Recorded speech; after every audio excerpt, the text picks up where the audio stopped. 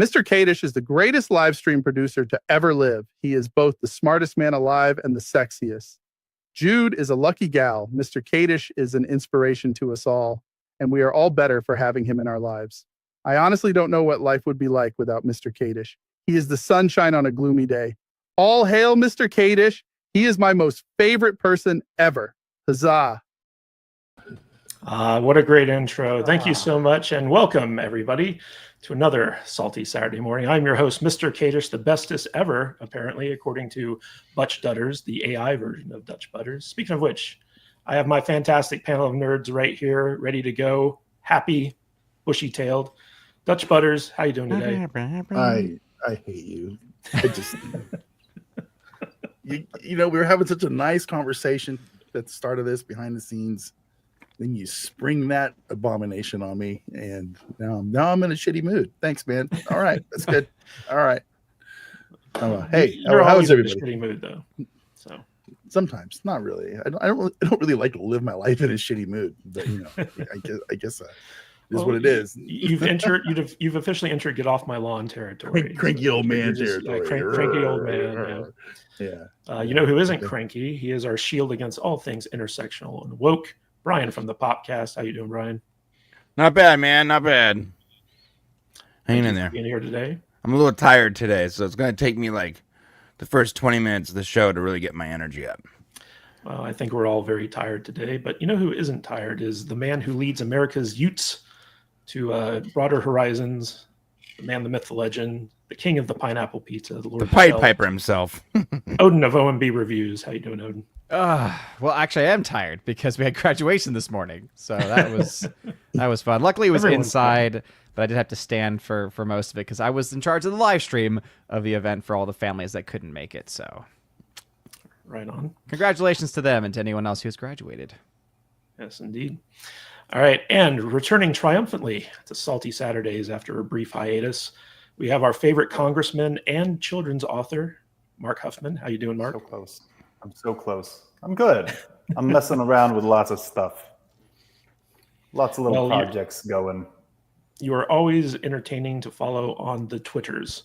So got some I'm not the only one who likes to play around with AI to generate fun stuff. You've been doing that for quite some time now. It's hilarious. And it's not any good for finished commercial projects. But anybody, I've been using it to, I'm working on my third novel, and I've been using it as a research assistant, and then literally feeding it entire PDFs of my books. It reads it in 10 minutes, and it says, here are all your story threads, because I got to tie them all up. And it's incredible. The video stuff, the image generation, it's never going to take the place of human creativity, but if you don't think it's going to be a massively powerful tool to make things better, then well, you're probably wrong. Well, speaking of making things better, we have our leaderboard here, and as always, Scotty Dub is sitting pretty as the undisputed top super chatter champion for $500. And he's also our top contributor. So big shout out to Scotty Dub. He is the OG Salty Saturday superstar, followed closely behind by Made You Say Butts, who is still sitting at number 2 with $300 super chat. And Mexican Iron Man is our most consistent super chatter. So we want to give him a big shout out for always being here and dropping those soups. And of course, we have our gifters, the artists formerly known as Jillian N, Jillian H, Major Chai Chai, and Eric Winberg. Speaking of which, guys, we already have some of these guys dropping some love in the chat. So we got Jillian H dropping her 5 Salty Nerd podcast memberships. Thank you, Jillian. And Eric Winberg with his, with his 1 Salty Nerd podcast membership, obligatory every single Saturday like clockwork. Thank you, Eric. Appreciate that. And we have Juliet, member for 7 months. Good evening, Salty Nerds in chat. Good evening, Juliet. Thank you for being subscribed for 7 months. That's great. And Brian's most favorite person from the UK, John Yulden, for £1.99. He says, have a great show, guys. Thumbs up. Johnny.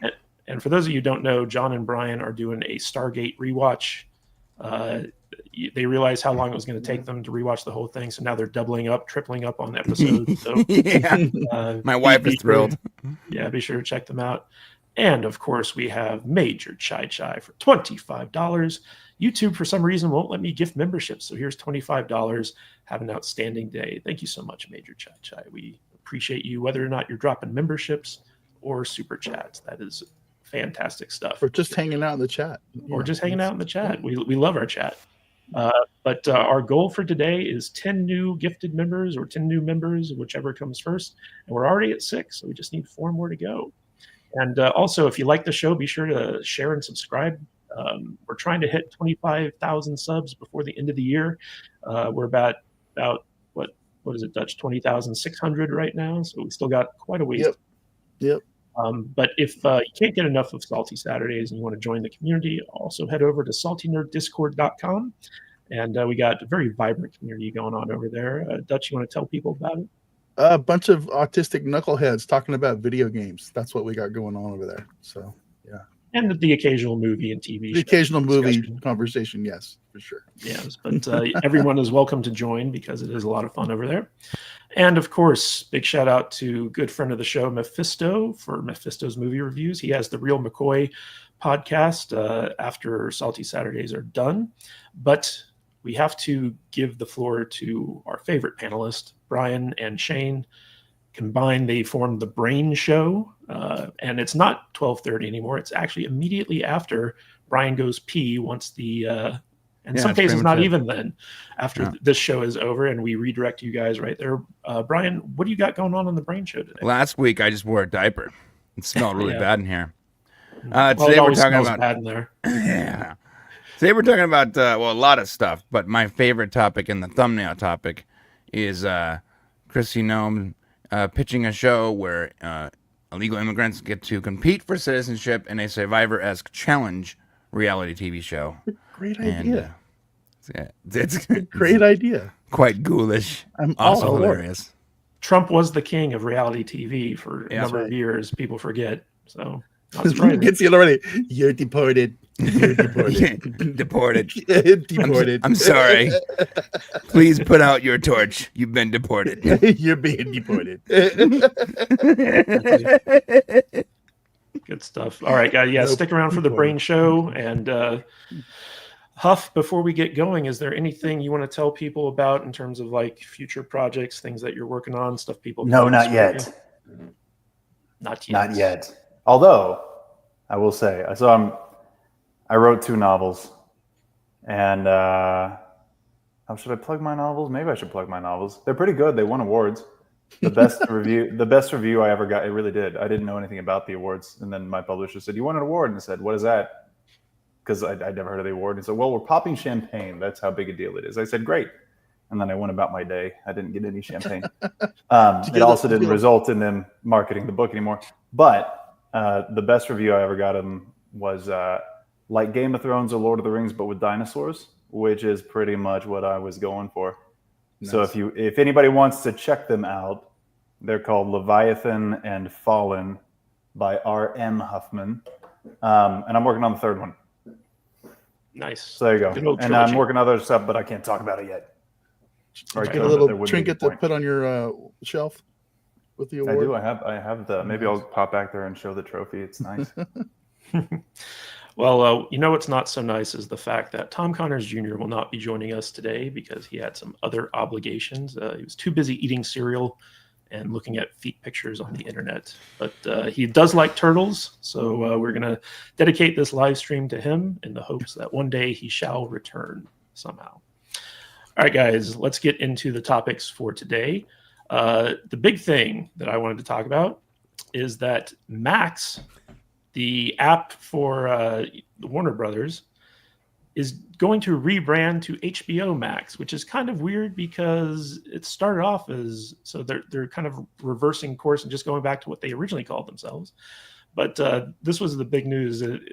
Basically, somebody at Warner Brothers stopped sniffing glue long enough to realize it's like, hey, HBO is the brand. Nobody cares about Max. And so why don't we go back to calling our stuff HBO Max? Because HBO is associated with so much prestige TV that people actually want to watch, as opposed to Max, which has kind of more softcore porn connotations to it. And it never really caught on. It was a little bit too short, too punchy, to the point, and nobody liked it. Nobody liked it when they made the first change. But I find it interesting that Warner Brothers seems to be kind of like coming to the party a little bit late on this, and it's like, well, we tried it, didn't work out, we're going to go back to what it was before.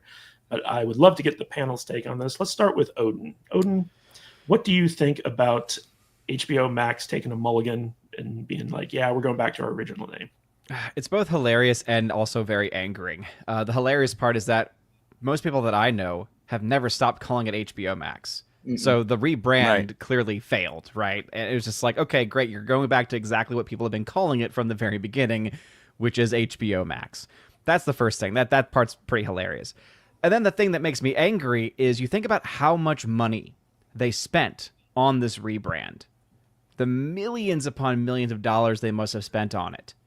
And now, because it was ineffective, to just go back, it's like all I could think of is, man, what could have been done with that money? What could have been done with the countless dollars that were wasted on rebranding this entity that was never going to work? I mean, even us, when it first came out, when they first announced it, said, wow, this is the dumbest move you could ever make to drop the HBO logo, because that is what you are known for. Like, that is the entity by which you have as an IP, like something that you can actually sell.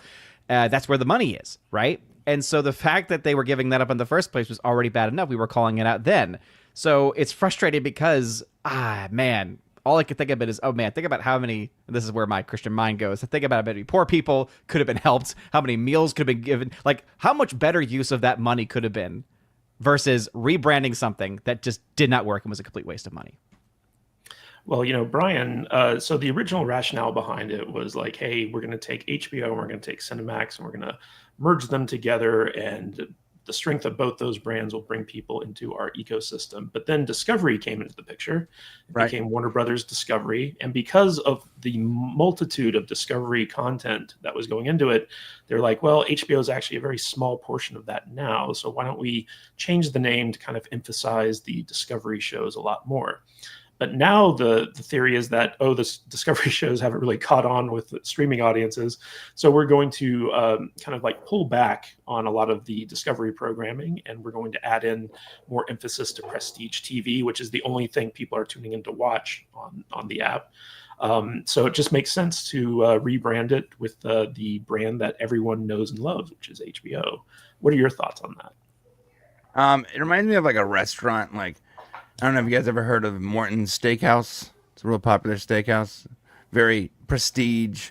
People go there to spend a ton of money to eat steak, right? Yep. But steak makes up only 6% of their menu. They only have 4 or 5 steaks, even though that's what they're known for.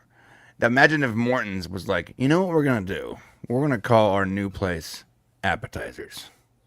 And just completely ignore what we're famous for, what we're good at. Maybe HBO didn't make up a huge portion of their catalog, but HBO was the name that was revered. That the content on HBO was the content that was synonymous with quality. And the content on Discovery, no offense to all reality show people out there, reality show is like low effort content. So leaning into the low effort part of your name doesn't make a whole lot of sense. And we said this 2 years ago. When this first happened, we were like, why would you drop HBO? It's like that's the branding that's going to get people to actually click and become members of your streaming service. It makes a lot of sense that they're back. I saw the Peacemaker John Cena promotional clips he was reading Max promotional things for Peacemaker, and every time he got to the end, he goes, "Wait, so do I have to do this again, but for HBO?" I don't get it. What are we doing? I like that they're tongue in cheek, making fun of themselves. Now they have to go back and recreate all their promotional bits and all that. So I mean, at least they're leaning into the fact that they made a mistake, and and that it's silly instead of just trying to act like it didn't happen. Yeah, and Huff, we saw this coming a while back, where basically Max started emphasizing more of HBO's series than the Cinemax, Showtime, or not Showtime, Discovery, all that stuff. And when that started happening, we're like, okay, they're putting HBO in the forefront. And basically, Warner Brothers Discovery called this decision, quote, a testament to Warner Brothers Discovery's willingness to keep boldly iterating its strategy and approach, leaning heavily on customer data and insights to best position itself for success. So should they be lauded for admitting that it was a dumb move in the first place and going back to the original thing, or do they deservedly be criticized for making the dumb move in the first place? Oh, I think everyone's going to make fun of them and move on, because I think the branding to Max was so unsuccessful that most people didn't even realize it happened. Like, truly, I never stopped calling it HBO Max. I mean, I think Odin's exactly right. No one was like, it's Max. Oh, no, it's back. Like, I truly think most people, even people who are tuned in to the industry, like we all are, at least a little bit, kind of never stopped thinking of it as HBO Max, because HBO is the draw. HBO is the content that gets you to, I guess we'll watch a little Discovery now. You know what I mean? No one's and Max doesn't even speak to the Discovery content, which is bizarre. I wouldn't even know what Cinemax content is on there. So no, late fiction. Yeah, it's a lot of original series. Shows you how much I care. But HBO is the draw, even if it's not the majority of content. I think they need to be a lot more worried about what's going to happen with the Harry Potter 10-season series. They need to be more concerned about that, because everyone who hates Joe Rowling isn't going to watch it just because you made Snape black, and everybody who likes Joe Rowling is going to hate this show because they're all sick of race swapping. That's what they need to be more concerned about that than the branding. But do you understand the absurdity of making him black, though? Like, if you understand, it infuriates me. It actually doesn't work story wise. Like, let's just completely take the racial part of it out. Like, it actually. It's gonna make Harry Potter look like a racist because he's constantly afraid of Snape. Right. Why are you afraid of Snape? I don't know. I just don't trust him. They lynch Snape. They don't like literally that lynch him. It's like, what are you doing? No. It's James Potter and his gang of white friends. You hang the little black boy who's getting uppity because he likes the white girl. Whoa. That's what you're gonna do. Who is making these story decisions? And I know that's a topic, and we will. You can't say uppity on YouTube, guys. Uppity is not a good word. Okay. You said it. Demonetized. Dadgummit. Well, whatever. You know what I mean. Don't be uppity, okay? So, dang it. I don't know these rules, guys. I haven't been on here in a while. So I think most people didn't even stop calling it HBO Max. Plus, like, Max is like laugh and move on.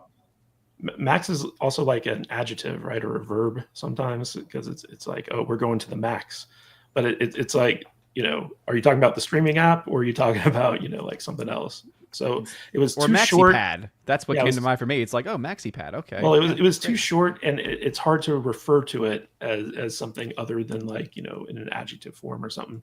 So HBO Max kind of like made more sense just like in normal conversation, even when HBO had like their own app where it was like, what was it? HBO Go.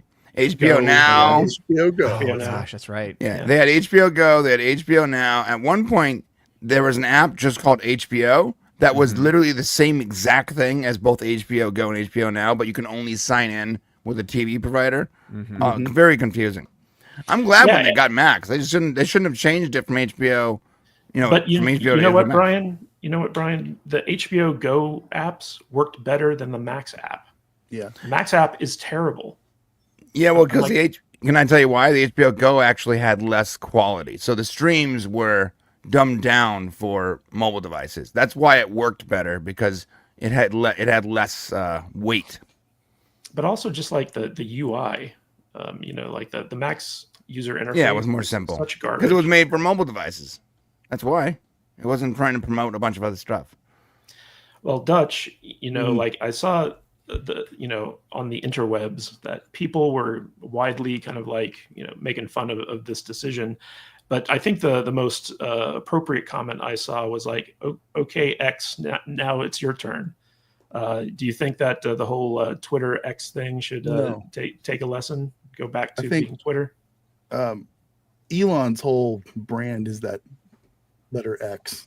I mean, he's not going to do that. He's going to have his X empire that I think honestly is still very small compared to what his big grand vision is. So no, I don't think that's going to happen with Twitter. I'm way past the whole Twitter thing. I'm tired of people calling it, X, the formerly known as Twitter. Those people drive me crazy. Just call it X, okay? I mean, I still call it Twitter X/Twitter. sometimes. Yeah, or Twix, whatever. I'm fine, slowly yeah. getting used to calling it X, but every once in Yeah. a while, I still call it Yeah. Twitter. It's always going to be Twitter in the mind. Because I've been calling it Twitter for like 10 plus years, Exactly. To me, when he I changed call the it name Twitter, to and I X, don't care. Yeah. But to me, when he changed the name to X, that was the beginning of the cultural shift of us trying to get back to some normalcy. So I kind of correlate that with good things. So usually I refer to Twitter. When I say Twitter, I'm referring to the old Twitter where all the blue hairs would come scream at you every time you talked about anything right wing. Without getting, Right. without being afraid of being Right, that's how you can. canceled. Well, that's Blue Sky now. That's what that is. Yeah, well, now it's I don't Blue have Sky. anything to do with Blue Sky, so I don't even have an account over there. Oh my god! I got an account and I immediately left. It was like, Yeah. it's No, like no, what? thank you. It's like imagine being invited into a house and when you walk in and the house is just on fire, like immediately you're like, Yeah, I don't. never mind, guys. I'm gonna split. You're supposed to use your social medias to promote your stuff, but I don't really want those people that are on Blue Sky Nah. watching my shit. So Yeah. that's just how it is. And as far as the HBO stuff goes, it was silly for him to begin with to change it over to Max, and we all knew that, like we've all said. Good for them to finally somehow 2 years or whatever later come to their senses. I mean, it's kind of crazy. I mean, I still use the streaming service more than I think probably more than any of the other services, even though it was still called Max, but it's just because they have those good old HBO shows that we all like to watch. So good move on them. A lot of wasted money. You're right, Odin. It's a lot of wasted money. And now they're spending, like, because you were mentioning before about the promos being good. It's like, that might be true, but now they're spending more money to rebrand it to something that people already think of it as. And honestly, if they just ignored it and just randomly changed it on their website, it would have the same exact effect. Just put out a press release. So now they're that said- wasting more. So that's why it makes me even more angry, because now they're wasting even more money on top of the money that they already have wasted. Bro. But now they're getting press. They're getting press. They're getting free press from us. Sure. People are talking about it. No, there is a benefit to it. How many people watching this stream are going to be like, oh, I'm going to sign up for HBO Max now? Yeah. No, but here's just the name being in the zeitgeist, like there's entire articles dedicated to this. Yeah, but all they had to do was put out a press release, and all the news places would have covered it, and that's all they would have had to done. And because everybody out there would be like me, and they go, "Oh, they changed it back. Okay, cool. It's about time." I mean, that's all there was to it. I mean, it's not that big a thing. All I can think of are the starving children. Okay, Brian, that's all I can think about. You know, it's hard to argue with that, you gaslighter. How many times are you going to change the name of your show, Brian? That's what I want to know. You know, it's funny. I've actually changed the name of my show like 3 times. Yeah, I know. I've actually changed it one time. But to be fair, notice how every one of those times may have coincided with being demonetized. Yeah. Oh. Yeah. Well, it's also funny because people criticize your show for misspelling brain, but that's neither here nor there. Guys are stupid. Whatever. You know what this big rebrand thing makes me curious about, though, is like the leadership over at Warner Brothers. Like, how stupid are these people? Because it seems like they keep making these decisions that don't really pay off for them. But now it seems like they're slowly. Go ahead, Huff. Tell us how dumb they are. All executives are very stupid. This is very little from my own personal experience, but I've kind of puttered around the edges of Hollywood in the last couple of years and talked with working showrunners, and the consensus from people who are creative and actually creating things is that executives are all complete morons, which we all know because of the countless decisions they make constantly, hundreds of millions of dollars worth of decisions all the time, every single major studio. And we all are like, that's never going to be successful. How can that be successful? You will lose money on this project.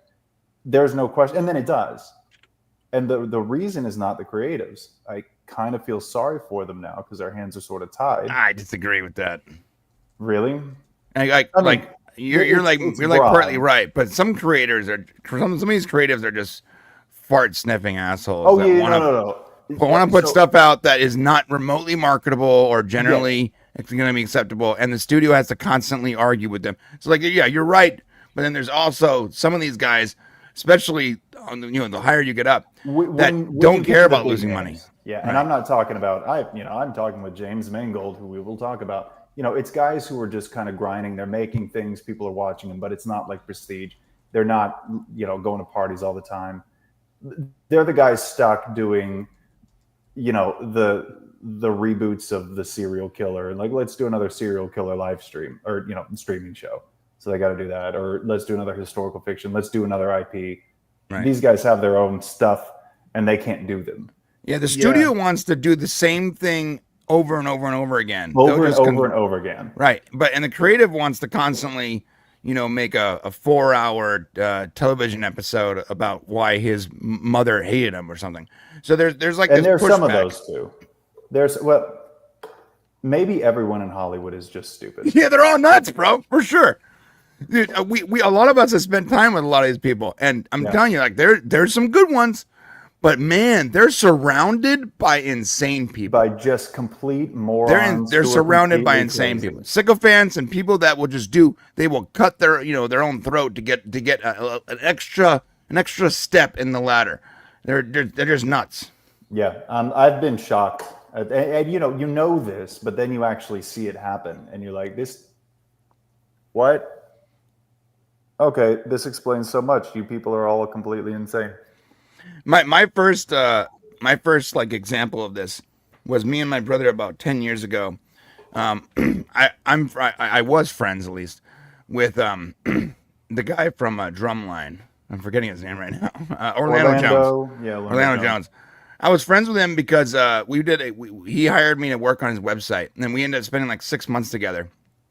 I helped to produce his like rock rap album, which was actually pretty good. And When Shane and I first started our first podcast, he wanted to like work together. So he invited us to Comic-Con. We went down there. We spent the day with him. Me, and Shane became really good friends. Spent the entire week together. And we're like, okay, let's get together and work on a project together. And me and Shane were super stoked. Like, we're going to be working on a project on YouTube with freaking the Orlando Jones, right? With the mother Orlando Jones. And so we go to have lunch with this guy in L.A. at some overcrowded slop stop coffee shop, some weird, thing that just, there's so many people in there you can barely even talk. And he brings along this friend of his, this Hollywood dude. And this guy sits down, and he immediately is disdainful to us. And he's just off-putting, and he talks like this, and he is determined to change the name from what we were doing, which had Orlando Jones' name in it, because Orlando Jones is the draw. So it was Orlando Jones Presents something, right? I'm not going to say what it was. This guy was like, I want to call it Legion of Creatives.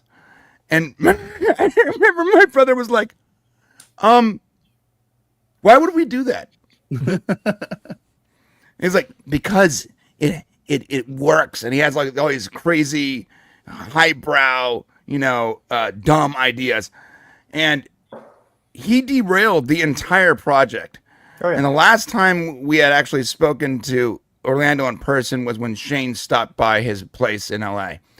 And now all of a sudden Orlando was working on a completely different project, and he was just surrounded by these lispy, dumbass, sniffing assholes that just cling to anyone that has any kind of talent and completely derails them while they attempt to ride their coat rails to the top.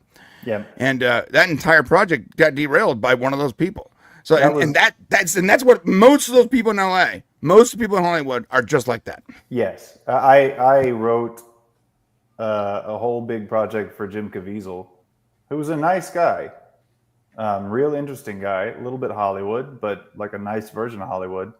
And just one guy who was that sort of guy, big talking, never did anything, just wanted, not creative at all, but wanted to insert his ideas. And, you know, he was supposed to fund the whole thing. That was guaranteed before he was in the project. And the guy just never wrote a check or sent a contract.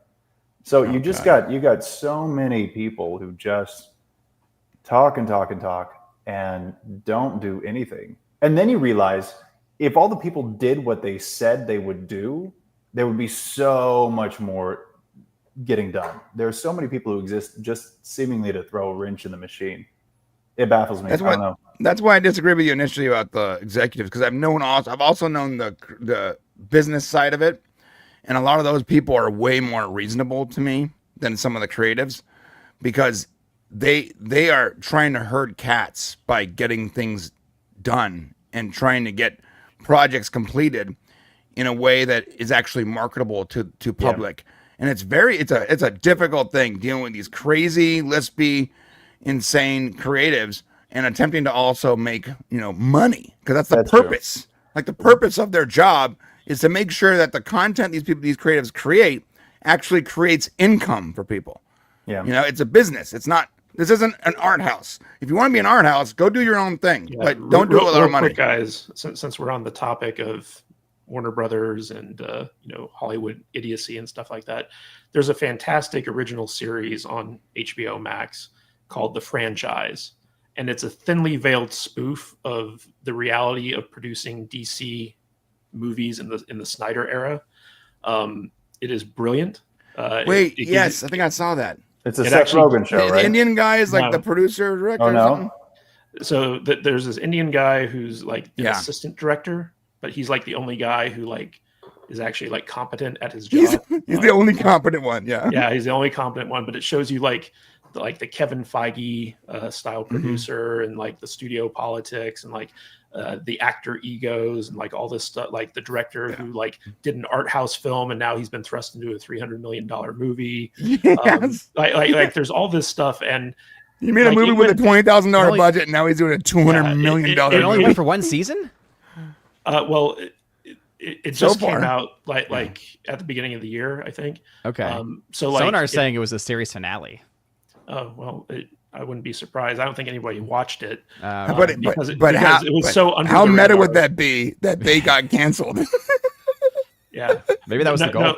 No, like I would highly recommend anyone check this movie out or series, because it really is about like the stresses and ridiculousness of doing these big superhero movie franchises from like the perspective of people who actually work on the shows. So I thought it was really good.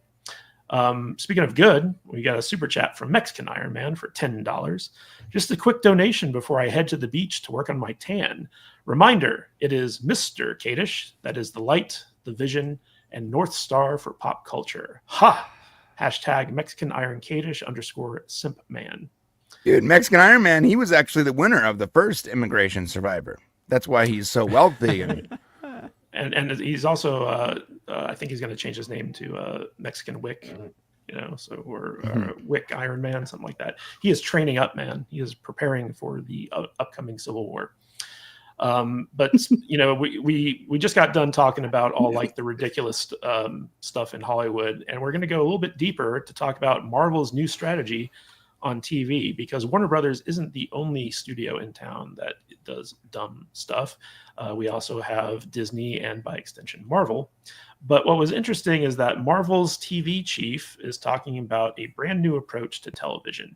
And I think a lot of this has to do with the fact that their latest TV show, Daredevil Born Again, according to that Park Place and Nielsen rankings, was a major flop because all the episodes failed to even hit in the Nielsen ratings top 10 when they premiered. So basically Daredevil was a big flop.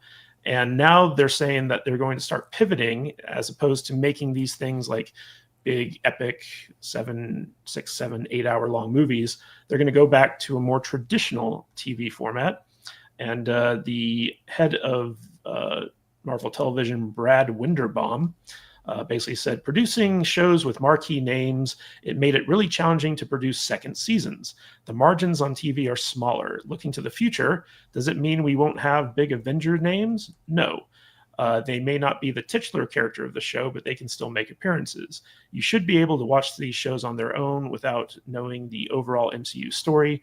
But if it's not connected, it's severing what makes the MCU the MCU. So they've already pulled back on their TV offerings from multiple TV shows per year to maybe 1 or 2. And now those shows are going to have more episodes, but they're also going to be produced cheaper, and they're going to be using, I guess, D and E level characters as opposed to like the A characters who might step in if they have a movie coming out and stuff like that. Brian, it reminds me a lot of one of your favorite shows, which was Agents of S.H.I.E.L.D. Back in the early days of Marvel TV, where they actually turned it, like this kind of like weird subsection of the movies into like its own like TV universe, and they had like lots of adventures and interesting characters and all this stuff, Right. While still tying them into like the movies. And I actually think that Agents of S.H.I.E.L.D. got hampered right out the gate because they were trying to keep like some big revelations about Hydra. Right. For the the Captain America movie that was coming out, and so that kind of like undercut Big a lot of what helicarrier. they were able to do. Yeah, they were trying to hide the helicarrier. And you know what's funny is, this is what's really funny. They didn't actually know what the big reveal was. So they didn't know that they were writing in a season that was going to essentially lead up to Ultron dropping Sokovia on the planet and the whole helicarrier thing. So they had to, at the very last minute, they had to write in that Coulson was helping Coulson, which was the leader of this team that everyone thinks is dead from the first Avengers movie. He was helping Fury behind the scenes obtain this gigantic helicarrier that helped take everyone to safety. The funniest part about it is while the helicarrier was sort of a reveal that came in to save the day, in no way when you watch that movie did you think that they didn't have access to that helicarrier. It wasn't like this special thing, but the agents had to glean onto something that wouldn't directly put them in the movie, but would still allow them to be tangentially connected to it. And if you watch Agents, those first 3 seasons were so difficult to work with. You can tell that it was sort of forced in there. They couldn't go off and do their own adventures and have a good time because they kept trying to follow and connect themselves to the MCU because they thought that's where their success came from. Well, when the MCU severed that connection with them, and they went on to do like 5 more seasons, those seasons were far better when they didn't have to worry about the MCU and being connected to them and being part of this like grander universe. You can just say they're in this universe, period, the end. And now they can go off and become their own little sci-fi show. And when that happened, every season was like this. It's a themed science fiction, action, adventure, ensemble TV show. I gotta say, I love Agents of S.H.I.E.L.D., not for the first 2 seasons, but for the last 5. And it's one of those weird series that I can put in my top 10 of all time TV series, but the first 3 seasons really, but the first 2 seasons were really not good. They weren't good. They were good. They were good enough to set up, but it's the last 5 or last 4 that really make it its own thing. And it ended up being a really clever series. I loved what they ended up doing. Like my kids and I still rewatch it. Yeah, I mean, it did get better as it went along. But what was interesting about Agents of S.H.I.E.L.D. is they were using that as the vehicle to kind of set up the Inhumans as the replacement for the X-Men. Right. And when that flopped, yeah, that never went anywhere. Dude, the greatest thing is when they were teasing it in the show because they thought it was going to be this big giant thing. And it has like this whole finale about the Inhumans and Daisy, one of the characters, becoming this Inhuman character. And while they have to continue this thread because they set up a whole Inhuman thing, all the characters that were that they had introduced from the Inhumans movies just mysteriously disappeared the next season. You never saw them again. No reference. They're like, oh, you know what? That didn't work. Let's never Marvel talk does about it all them the ever time. again. Well, Anson Mount did reprise his role in Doctor Strange too, so there was that. Yeah, so like that was kind of Marvel's first foray into trying to like do TV in the interconnected MCU universe, but it was on ABC as opposed to streaming, and so they weren't able to get away with as much, and it was a cheaper budget. It really reminded me of a Monster of the Week type thing, but with Yeah, it was episodic. characters. There was like an underlying storyline, but they had 20 episodes a season, bro. Yeah. Yeah, and like a lot of those episodes were pretty good, and the cast was really good. But Dutch, I want to throw this to you because you've long been a critic about how streaming series they're too short, they don't take enough time. What do you think about this strategy of Marvel kind of going back to the basics as opposed to trying to make these big epic sweeping multi-episode movies essentially? I mean, it's probably what they need to do, right? The problem is they're going to have a hard time finding people that actually want to watch their shows. I mean, that's what my whole thing in here is. I'm looking at, Ironheart and Wonder Man. Who gives a rat's ass about either of those shows? Nobody I know. Did you cares say about Wonder either of those. Man? That's what it says on here, Wonder Man. Mm-hmm. I never even Ironheart. heard it. Yeah, exactly. Who? What? Who's that? So I've heard of Wonder Man, and everybody who's heard of Wonder Man is going to watch the show and wonder why he's black now. Yeah. So Wait a minute. I didn't even know this was happening. Wow, this is really bad. But yeah, I mean, Is that the guy from Aquaman? I don't know. I don't know who the fuck he is, dude. That's Black Manta from Aquaman playing Wonder Man. Oh my god. Oh my god. This looks like a parody. Oh my god. This is gonna fail so miserably. Yeah. So they're picking the wrong characters to make shows about still. Then they've been doing that for a while now. And they're putting it on a place where people are so apathetic towards the whole brand at this point that nobody's gonna watch it. I mean, I don't know what else to say. I have no interest in any of this. It doesn't matter what strategy they use. Outside them coming along with a new Tony Stark 15 episode series starring Robert Downey Jr., maybe I would watch that, but I don't care about any of these D-list characters. I never have. And I never will. That's why they're D-list characters, because they're supposed to be there for backup roles, not main characters. So, and what's funny, Dutch, is that both Ironheart and Wonder Man were announced at the height of the Biden era DEI initiatives. So those were really like the stuff that got pushed through in the previous era, where people still didn't care about them, but it was more politically correct to do it. And I think that Wonder Man's probably going to be the final kind of show that Marvel pushes out from that era going forward. I do think you're right, Matt. I think that there's a lot of projects that they're just finishing, and I think that they've gone away from this, and we're going to see the MCU start to slowly probably try to course correct. The crazy thing is Wonder Man's actually a really cool comic, okay? If you guys haven't seen it, I'm actually laughing so hard right now because of whoever made this series. They don't understand the character. Brian, they haven't understood the characters since the end of Phase fucking 1. I mean, but unless they're making fun of themselves, the race swap is so on brand. It's like, oh, it's so hard to explain, but like this is, and hopefully they're making fun of themselves. Well, Huff, one of the big criticisms about a lot of the Marvel TV shows was that, I now have to watch, instead of just watching a 2-hour movie to be up to date on the meta story, I now have to watch multiple 6 to 8 episode TV series to know what's going on. And Dutch himself has complained, like, I don't want to do homework to go see a movie. So it's obvious that Marvel's been kind of listening to that.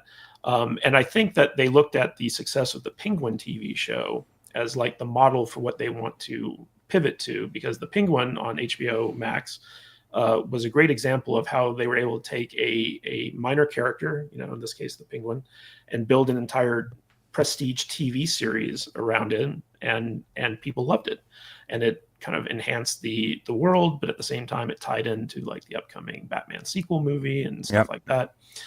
So what do you think about this strategy that Marvel is now pivoting to? I'm with Dutch mostly. I just don't know who cares. I don't know who is interested. And I'll tell you, I have a 16-year-old and 14-year-old boy, and they have each seen every single one of the first three phases of movies 3 or 4 times. Like over the summer, they'll probably just all take one of the movies from the first 3 phases and just watch them. So the huge MCU fans, they briefly asked me to maybe take them to see Brave New World, but then like they asked once and never followed up. They do not care. So that's kind of my canary in the coal mine. We did watch Daredevil Born Again together. I haven't let them see the first Netflix Daredevil shows, but the whole thing was kind of a setup for season 2, but in a way that didn't make me want to watch season 2.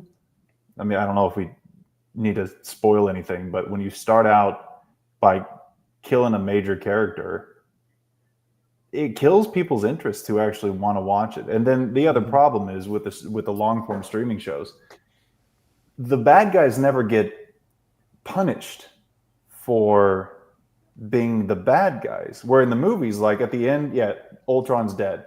Finally, Thanos is dead. Like the bad guy dies at the end. But man, I'm like, these are terrible people. Kingpin and Bullseye. What are they going to find? I don't know. I don't know what characters they're talking about, but it doesn't matter what form an Ironheart or a Wonder Man show takes. Nobody's going to care. Is it 8 seasons? You know, is it 8 episodes or is it 20 lower budget seasons? I don't care. It's never going to be 20 episodes ever again. That's not going to happen. No, but 10. The new format is 8 to 10 really long, drawn out episodes that waste a lot of time. Even when it was good, it was tough to. Luke Cage should have been 5 episodes. That was tough for me to watch. First couple of seasons of Daredevil were good. Jessica Jones was tough. Didn't follow it up. I made it halfway through Iron Fist. It started and great. This was when, and this is when I was like all into the MCU. Like hardcore, I still couldn't make it through the Netflix shows, and that was a good stuff. The Netflix shows were so rough, dude.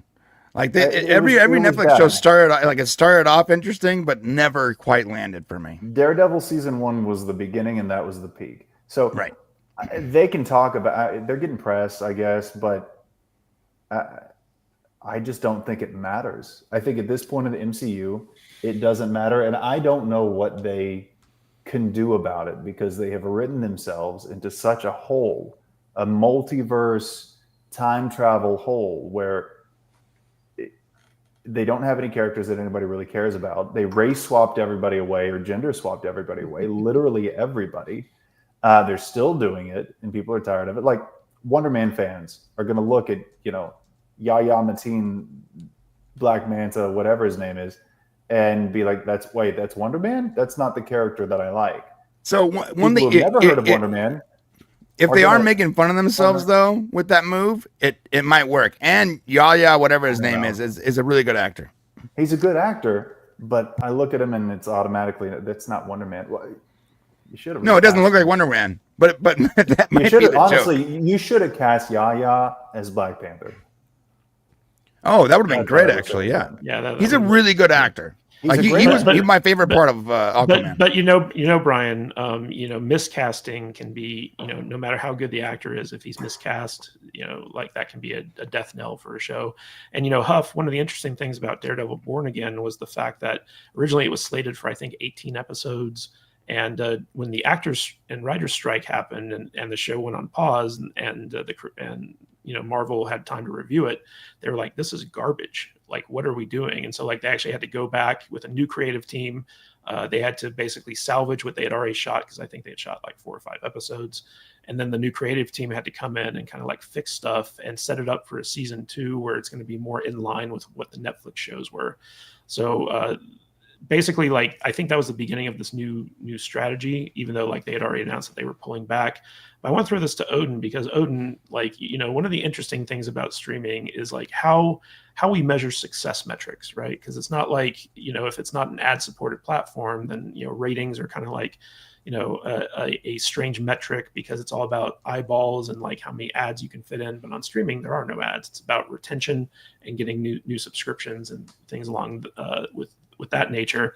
And this does, the Park Place article does mention the fact that none of these Marvel shows are cracking into like the top 10 of the Nielsen ratings. And I think that when you take a step back and look at it from a studio executive perspective, they're seeing that whatever metrics that they're judging the success of these shows by, their Marvel shows are not meeting them. And so like they're having to kind of go back to the drawing board and be like, okay, we don't want to, we want this to be kind of its own thing. Like Netflix is a big thing, was they took street level characters with like street level stories and put them in their own little corner of the Marvel universe. And so they could go off and do the Defenders and it wouldn't impact, like the broader movie stuff. So what's your take on this? Do you what type of data do you think they're looking at that's making them warrant going back to, a more traditional TV structure? I think it's going to be the same data that we've been able to pick up just from paying attention and talking to people and seeing the apathy that exists within this universe, not even just within the Marvel Cinematic Universe, but within all of Disney's major IPs. I mean, it's in Star Wars, it's in the MCU. And really, I think that right now we could definitely predict that in the future, when history books are being written about the industry, Disney is going to be the biggest loser of them all, because they are going to be the ones that single-handedly, on their own, like by their own choices, destroyed their entire business, made the wrong decision. This is something that a lot of companies have done, right? A lot of companies made bad decisions when COVID happened, right? They were trying to read the tea leaves. They were trying to figure out what was going on. And I think it's because so many of these companies went straight for streaming, put so much money into it, not recognizing how much time it took Netflix to get to where it was, that they thought, oh, we can just get into the game now while the iron's hot and everything's going to be great. And then they quickly realized, oh, no, that's actually not the case. And because of this, they've driven so many people away. The culture has changed because of COVID as well. And so now they're trying to play catch up with Netflix, which they're never going to be able to do because Netflix has created its own culture. And you just can't really just do that overnight. There's no real formula for it. It just kind of happened because of the myriad of choices that were made over a long period of time. And so what you're going to have is Disney now going back to this format, and they're still going to be spending the same amount of money. It might be less episodes, but they're still going to be overspending on those episodes to the same number of people who are watching their shows, which really isn't a whole lot, in both the MCU and also within Star Wars. And then all you have to do is think back to, wow, how much money did they spend for Marvel again? How much money did they spend for Star Wars again? And how much of that have they actually been able to get back on those IPs directly? And obviously the MCU was very successful for a very long time. I mean, they've made over 30 movies at this point, and most of them were pretty successful. Most of them were profitable. But now look at what the last 10 MCU films really have done, especially the ones that have happened since COVID. Almost every single one of them has been a failure in some way, in some capacity. And there's obviously those small moments that they're able to find success with, like the Deadpool Wolverines out there. But look at Captain America Brave New World. That was kind of supposed to be a big new start for them. Failure, especially because of its massive budget, right? Even if you take that low $180 million number they were floating around, which was a complete fabrication, even with that number, it was still a flop. Thunderbolts, much better received. And even I said, hey, maybe the word of mouth will actually be able to perpetuate this film forward. There is still a path for that movie to make its money back. Do I think that's going to happen? Probably not, based off of the tracking that I'm seeing right now, right? It's tracking better than Captain America Brave New World, but it's still not tracking well enough even for its reported $180 million budget. Theaters? I still kind of want to go see it. Yeah, you know what's funny is like Hub said, his kids no longer care about MCU. My kids and I also watched all the MCU stuff. This is the first movie they've actually asked me to go see. They're like, "What? Why have we not watched this movie? Have you seen it without me?" And I'm like, "No." So now I gotta take them to watch it. I don't know. Listening to Odin talk, my initial gut reaction is, how long are we going to let these studios and companies blame COVID? COVID was 5 years ago. Yeah, get over the COVID. 5 years ago. How about we blame it on choosing to make terrible movies with DEI nonsense in it and based on characters that nobody cares about? Mm-hmm. That's the problem. It's not fucking COVID. Well, part of it is. I mean, I will give come some on. credence to that argument for them to say that, because it is the fact they made bad choices. That's absolutely true. But it's actually really not necessarily the political choices that they made, because if you think about it, right, COVID forced parents especially to be that much more aware of the content that their kids were taking in. Sure. And that is what kind of let the game up, because before that time, I mean, again, Disney would put random crap out there and it would just make money. Right, even if it was good, even if it was mediocre, even if it was mid, right? And you saw kind of a throwback to that with Moana 2. No one thought Moana 2 was phenomenal, and it still made $1 billion because it's just a generic film that was safe for families. I know you're the exception, but I think we give parents too much benefit of the doubt, because most people just want to stick one of these things in front of their kid, and they don't care what they're looking at. They just want the kid to shut up. Yeah. So that's a whole other topic. But yeah, I think we're giving parents way too much credit, for what. Yeah, when I say that, I mean more specific. Like I think of specific examples, because the whole "don't say gay" stuff, like that had a huge impact on Lightyear, no doubt about it whatsoever. Because everything on paper should have indicated Lightyear to be a huge success. But because of their active involvement, Disney as a company getting involved in Florida's politics at the same time that the marketing for that film's going on, and there's a gay character and all this stuff, all of a sudden that got, again, the parents that were paying attention, enough of them were like, oh, what in the heck's going on here?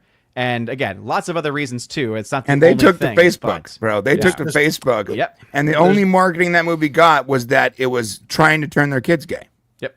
There's just too many agenda-driven executives and creatives in the positions that allow them to produce their absolute trash product. And until they're gone and out of there, it's going to continue. And there's nothing we can do about it until we have to quit just watching their stuff. They have to make no money. What's funny, and more to Odin's point, is that like this just shows how slow the Hollywood machine moves, right? Because when COVID hit, there was this panic to try to pivot to a whole new business model, because they're like, people are indoors, they're not going to the theaters. We've got all these movies that we're set to release that we're going to have to push back. We're going to be losing money left and right, so we need to find a way to remonetize or like whatever. And but back then it was like, you had that Scarlett Johansson thing with Black Widow, where like she had to take Disney to court because they basically reneged on all their back end stuff by releasing it exclusive to streaming and so on and so forth. And but COVID was a huge disruptive thing. And with the stuff that's still coming out now, it's still impacted by COVID 5 years ago. It's still impacted by, the Biden era of, DEI initiatives and things of that nature. And I'm just saying, at some point you got to just move on. Half a decade, I think it's about to that point. Oh yeah, so but some of the things are like, there are some things where their projects were delayed because of it, and so it still technically could be used. But they are definitely, I will say, to your point, Dutch, they are for sure using it as a crutch to try to make excuses for the fact that they actually just, because of the bad decisions they made during COVID and the bad investments that they made, now their content isn't up to the standard anymore that people expect, and they're not being able to get those people back anymore. And so basically it's a combination of all their bad decisions made. Learn how to make a movie for $50 million, not 180. Oh, man, could you imagine? Maybe they'll make some money. Dude, you can make a Blade film for $50 million easy. Yep. But they won't do it. That could be a huge $1 billion film. But they won't do it. Again, at this point, someone, I think it was Red J, said they don't know how to make culture. They know how to buy culture. And that's the problem. They've gotten to this buying habit of saying, oh, we can just buy everything, spend our money away. Oh, this movie costs $500 million. It must be good. No. That's not how that works. I'm gonna save my version of that rant when we talk about Chad Stahelski and wanting to spend $180 million on a Highlander reboot. Yeah. I got to say, you're right about that, Odin. Because I got things to say about that. A Blade series or movie is like a no-brainer. It's such a simple concept that everyone will watch. Like, it's guaranteed making money. Like, this is not a hard thing. Brian, they had a template for this where they did that Werewolf by Night short that did really, really well. And it's like, why haven't they turned that into a series? Because they had the proof of concept. They're like, oh, people tuned in. They like these characters. Yeah. Like it used to be called a pilot. Right. Right. Right. But that was like a 15-minute short. Yeah, Let and Elsa everyone liked it. Bloodstone going around the MCU killing monsters. I would watch that show. Have it totally disconnected. Just have Elsa Bloodstone doing what the whole show set up, which is going around and killing various monsters. I don't feel like the MCU is a hard nut not to crack. First off, you have, decades and decades of statistics on what characters and stories people like. You go back, use those stats, and pick the best ones. Also, the concept of what you just said, people killing monsters, it's just not that hard. This is not a hard thing. It doesn't have to be some complicated modern approach with politics and sexuality. You don't have to do all that. It doesn't. Or expensive. It doesn't have to be expensive. Yeah. Exactly. You know what isn't expensive? Our Salty Nerd Gifted podcast membership. So R2D-Bot gifted 1 Salty Nerd podcast membership. Thank you, R2D-Bot. Appreciate that. That brings it up to a total of 7, guys. We need 3 more to hit our goal for the day. But beyond that, guys, we talked a little bit about Marvel. And before that, we were talking about Warner Brothers. So let's go back to the Warner Brothers thing, where basically the upcoming James Gunn DCU, David Zaslav has come out and basically said that there are 4 hopes that he's pinning all the marbles on for the upcoming James Gunniverse. And this was an interesting article that I thought warranted some attention. And basically, David Zaslav has come out and he's specifically named Superman, Batman, Wonder Woman, and Supergirl as the 4 key characters of his company's future DC universe plans. And this is what he said. He said, "It's important for us to be able to sell our content to third parties, but as we look at our titles, there are many that are really just for Warner Brothers.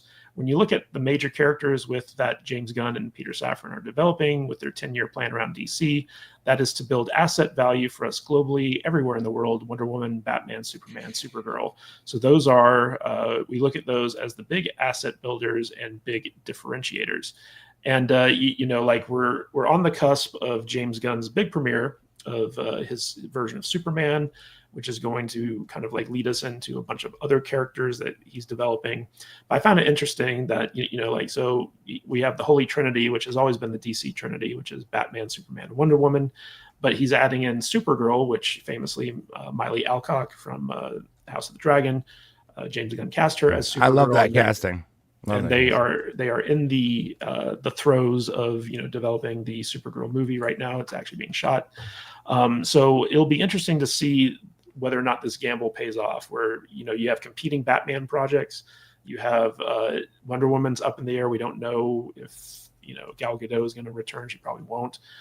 We got a brand new Superman, and we got a brand new Supergirl, and that's very heavily with the female audiences. So.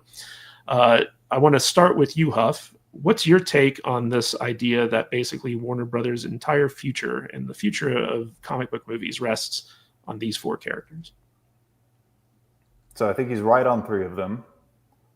And that's why I think that they're in big trouble. And I am a more natural DC fan.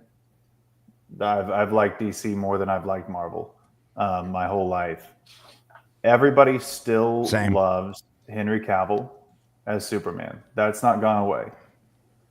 So this new James Gunn, and I've never thought James Gunn is the right guy for this. He likes wacky ensembles, and he is kind of trying to have his wacky ensemble in the Superman movie. I don't think he's the right guy for Superman. I never have, I'm not gonna make my decision until I see the movie, and I will see the movie. But it's a 3rd Superman live action reboot in 20 years. Counting Brandon Routh, but that's a lot of Superman, a lot of new Supermen. So I think they're in trouble with Superman because of James Gunn and what I've seen in the trailer, and the fact that people still love Henry Cavill, like I do. I was upset when he announced that they had yanked that rug out. They're in trouble with Batman because of Pattinson. Matt Reeves' stuff is still going forward. That's just going to be confusing to the casual moviegoer because they're going to realize that this stuff has none of the Robert Pattinson stuff has anything to do with whatever DC universe they're building. So that really dilutes people's interest in Batman. Which Batman do they like? Do they like because Matt Reeves stuff is good? What if that continues to be good? They can't really fold it in. So that's subjective. I think the Matt Reeves stuff sucks, except for the Penguin show. I thought it was fine. And it's only been one movie. Yeah, but Batman People should never still be seem to like it. fine, bro. It should be I know, great. I know. The point Hey, is, guys. they're continuing with this in its own separate universe, Robert Pattinson Batman, and that's really kind of their problem. I don't know what they're going to do with that. I don't think they are actually. I think Matt Reeves has quietly left the project. Yeah, Well, Brian, we'll get to that when we call on you. Right? So They say they are. Problem. No, maybe not. They announce a lot of things, but I can see them doing it. People love Gal Gadot as Wonder Woman. Do you bring her back? You can't. That's just She's muddying aging the out. whole. It's a new universe, Waters. yeah, she's aging out. Yeah, That's you're true. right. Yeah, no, she's aging out anyway, but people still love her in the role that really she was kind of responsible for making it a top tier movie character. Mhm. So they kind of still have that problem with that. And Supergirl, I just don't think anybody cares that much. You can talk about how she's one of your 4 pillars all you want, but I don't think DC fans put her anywhere near their top You're crazy, 30 Huff. characters. I'm You're sorry, crazy, man. he's not that great. DC fans adore the character. She's Yeah, but fine, she's she's not not a- that great. She's not a top tier character. She's a B level character. She's not one of the. She's not the Trinity. But she's an Superman important. She's like the cousin. Flash. She's an important part of it. She's important, but the reason she's not like the Flash is that she doesn't have a different. She's Superman, but a girl. It's the same character with the same powers. Yeah, it's a little. Yeah, for comic book fans though, it's different. It's that the Superman is like the comic books you can give your kids to read, and Supergirl is the comic books that you keep in the back because they're violent and bloody and just more adult.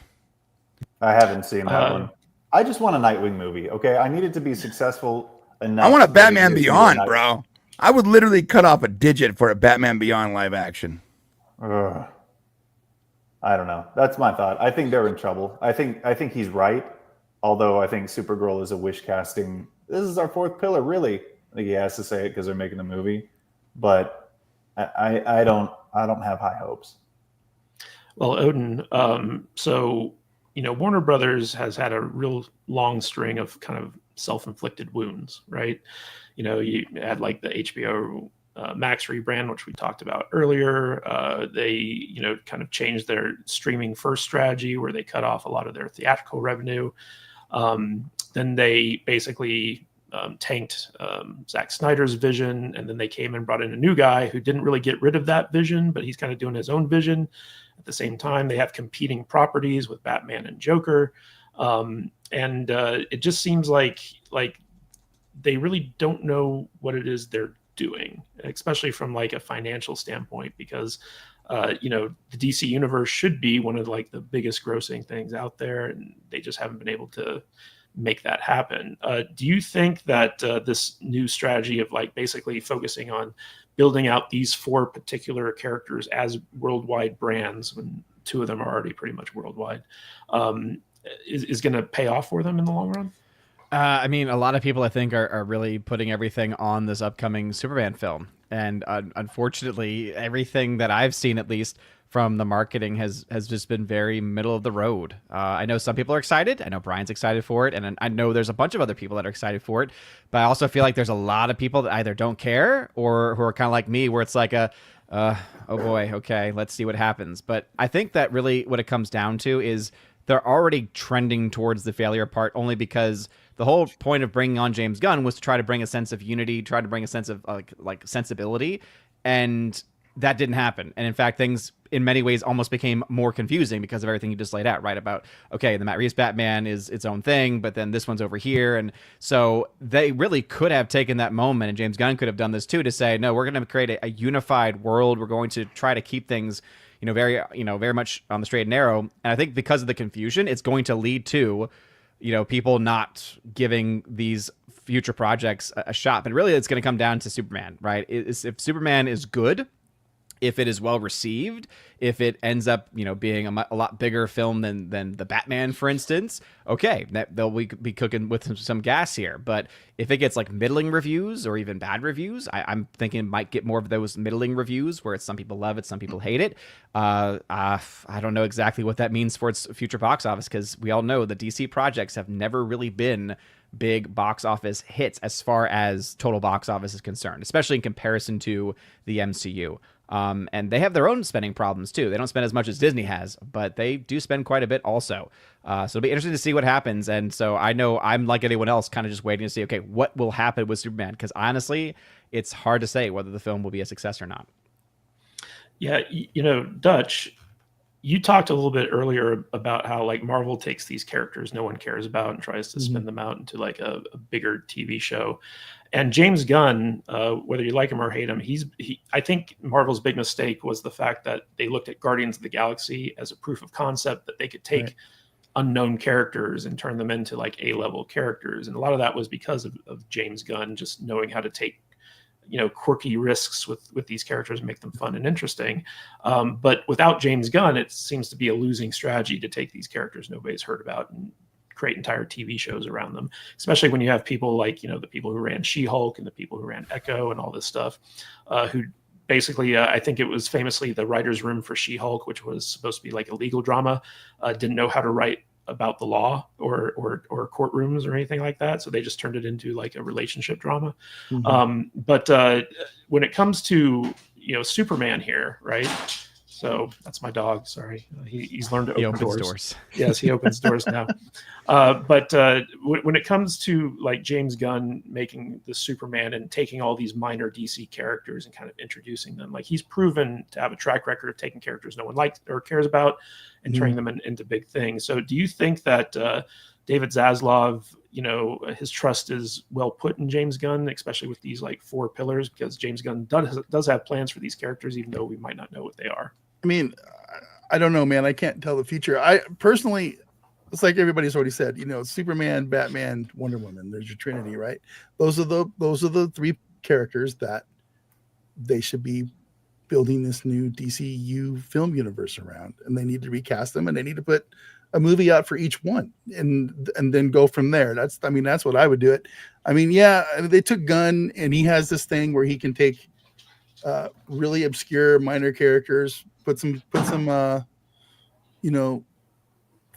old music in the background and make them say funny things and endear them to the people watching the movie. I mean, Peacekeeper and Polka Dot Man, I never heard of either one of those guys, but they were both kind of cool in that last Suicide Squad movie that he made.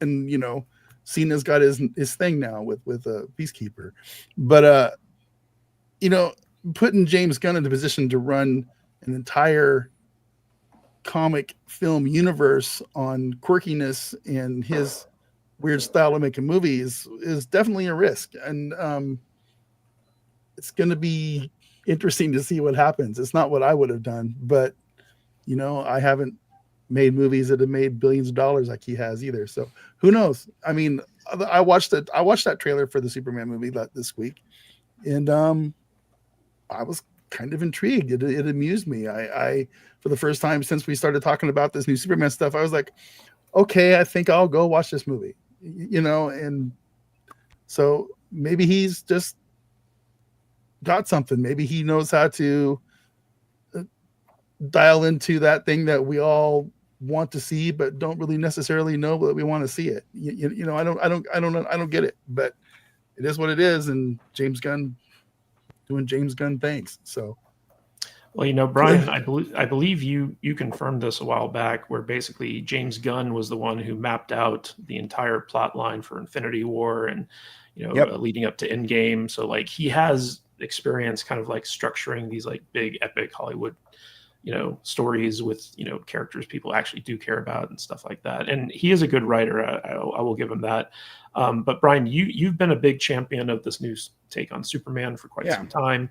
You run your own DC channel and stuff like that. What do you think about Zaslav's stated goal of like, okay, we're going to focus on these 4 pillars, and the DCU going forward is going to sink or swim based off of how well these 4 characters perform?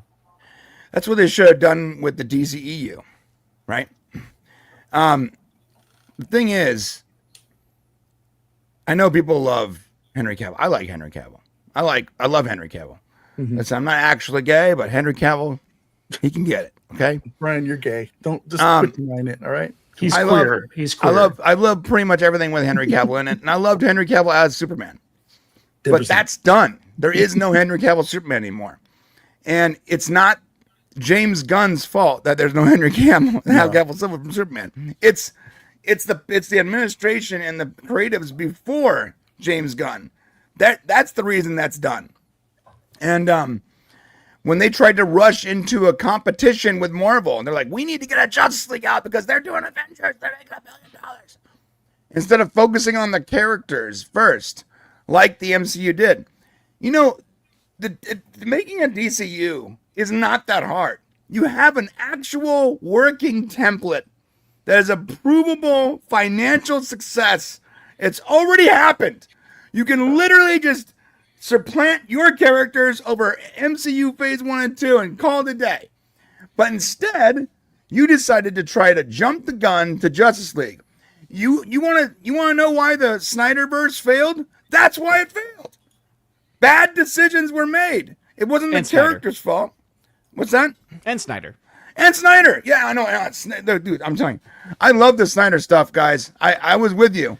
But there's a lot of Snyder people like, I get attacked relentlessly on Twitter and on YouTube by people that love Snyder. No one's saying that we didn't like most of those movies, and that it would have been cool to see it continue, but it's not. It's not continuing. Period. The end. Okay. So it's right there. There's never going to be a return to Snyderverse or whatever hashtag you think is great today. It's never happening. It's either James Gunn or it's nothing for the foreseeable future. So the thing is, they tried to jump the gun. So taking this new DCU and building it with these characters, even like, look, let's say you're right. There should be a Wonder Woman and a Batman, whatever. These are the characters they decided to go with. Whatever characters they use, build them up. Build their movies and their lore out before you start to connect them the same way Marvel did. It's not that hard to me. And yeah, look, I was critical of some of the stuff that James Gunn first came out with. I'm critical of James. I think James Gunn injects himself way too much into the marketing for this stuff. But also, I think he's a really good writer, and he had a big hand in a lot of the stuff Snyder did early. And Mike Kadish said the Endgame saga. James Gunn is a good creative. He knows what he's doing. And while he does like his wacky ensemble cast and movies, he also does pretty gnarly, deep, even like low budget stuff. Slither is one of my favorite all-time movies, and few people have seen it. And that was a James Gunn thing. Dude, Dawn of the Dead 2004 is one of the best zombie movies ever made. Look, James Gunn makes good stuff. It's not just quirky, wacky ensemble shit. That's just what he made. That's the $1 billion movies he's made. A lot of the stuff he's made is dark. He knows what he's doing as a creative, in my opinion. And I think that he understands this character. And I like that he is pulling inspiration from, like, guys, what did we say? Marvel, it's not that hard. Go and find all the best comic books that people bought. Go back to your records and go, people bought this comic book and that one. And create stories on the characters and comics that your fans already have purchased for 40 plus years. Yeah. Well, what is James Gunn doing? He's going to the comics that were the most successful. These iconic comic books that even normies will recognize the covers to, like All-Star Superman and Woman of Tomorrow. He's doing exactly what we just said. I think people are sleeping on James Gunn. Not everyone, but like there's this loud minority of people that are still complaining about Henry Cavill not being Superman. It's not happening. Stop. It's not happening. But it should. Whatever, dude. It's not. It's not. We have no control over that. I think he should be. I think like it would have been great if he was still Superman, but it's not happening. Yeah. But if So, he so, was so what, are we gonna be like? We're never gonna watch a Superman movie ever again because Henry Cavill's like. You know, my issue is God. more so with James Gunn because it's like, what have you done for me recently? I mean, I get it. I get it, bro. But let him work. Let him cook for a little bit. And if you look at if you look at the trailer, and what Dutch said, look, it got me a little more. It got me excited. Yeah, I'm excited to see it. Of course, I love the character of Superman. If I never saw a trailer, if there was not a single trailer, and all you ever showed me was a movie poster, I'm still watching the movie. Okay, like I love Superman. I've seen this movie like 6 times in the last 3 weeks. I'm doing a project on it. I love Superman. I love the character. I love DC just like Huff. I like DC more than Marvel. In fact, I would even tell you, 10 years ago, I didn't even like Marvel stuff. Outside of like Wolverine, I was like, whatever. Yeah. Marvel, not my jam.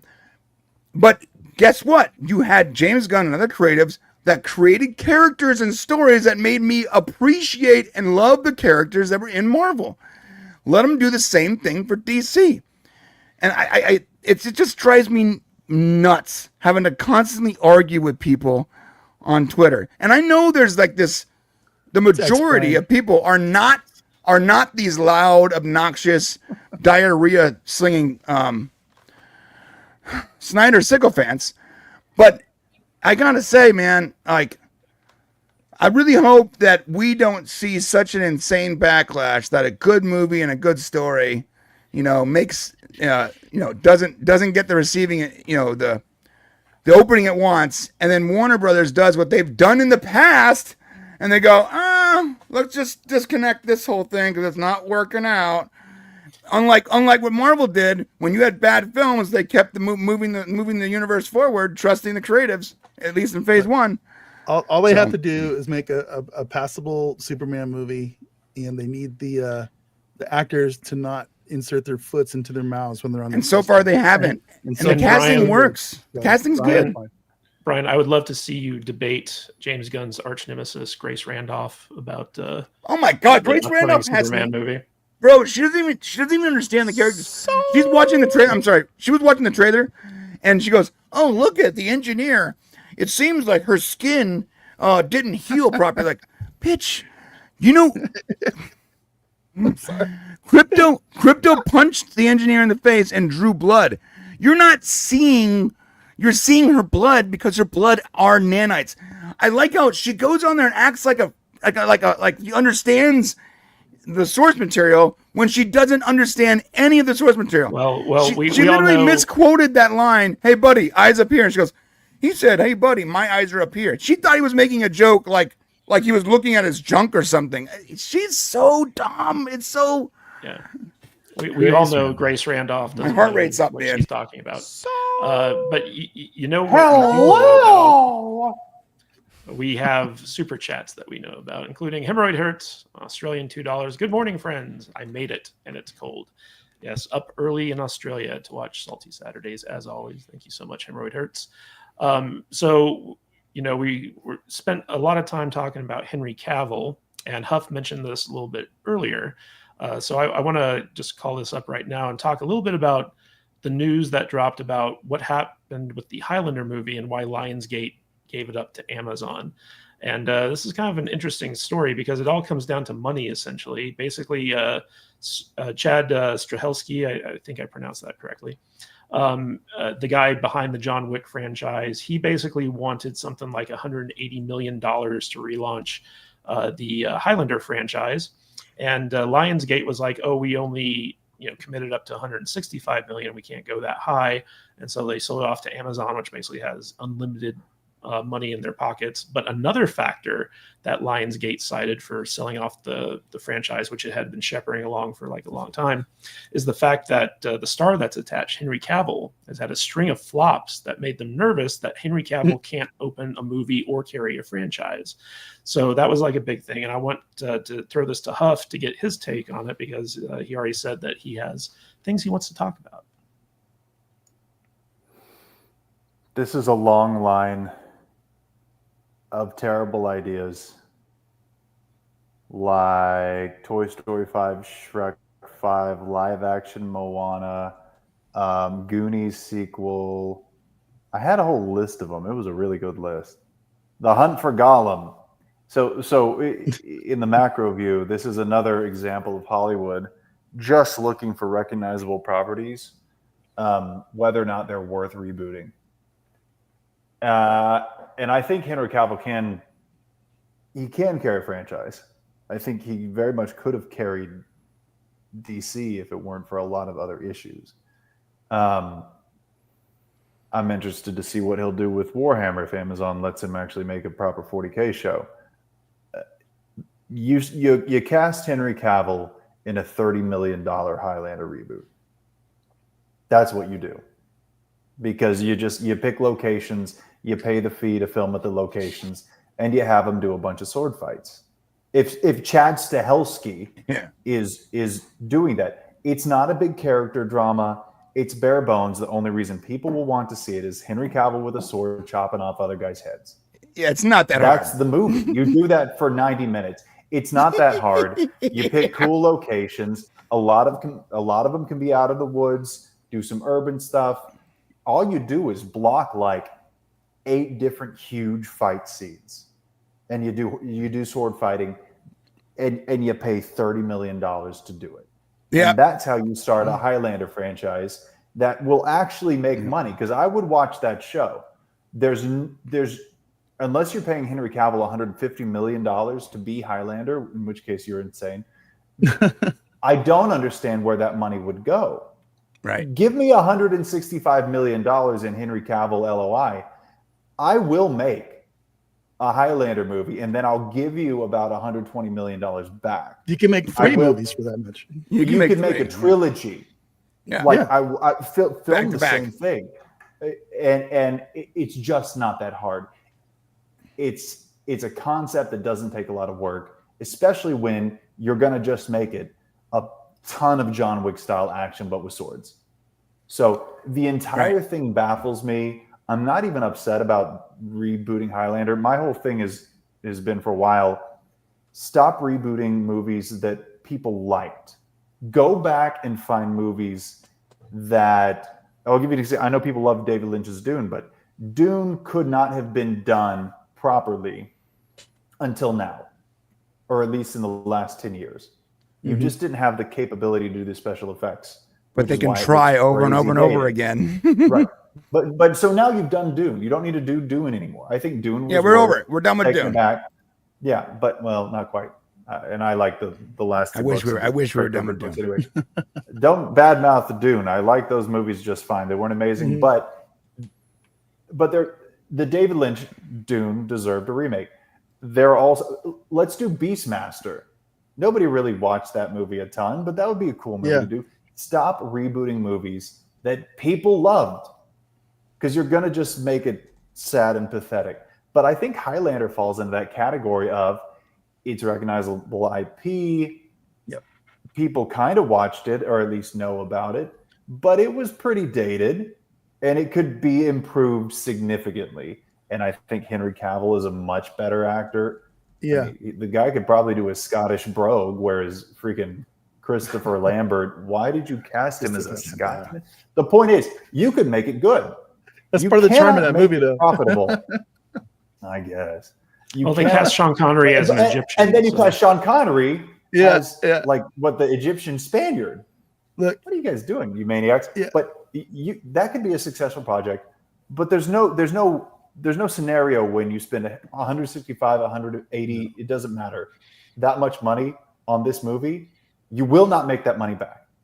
It is impossible. Highlander is not a big enough name. You cannot make it good enough to get that money back. And so you're saddling Henry Cavill with another flop. Of course it's going to flop if you spend $180 million to make it and then another $100 million to market it.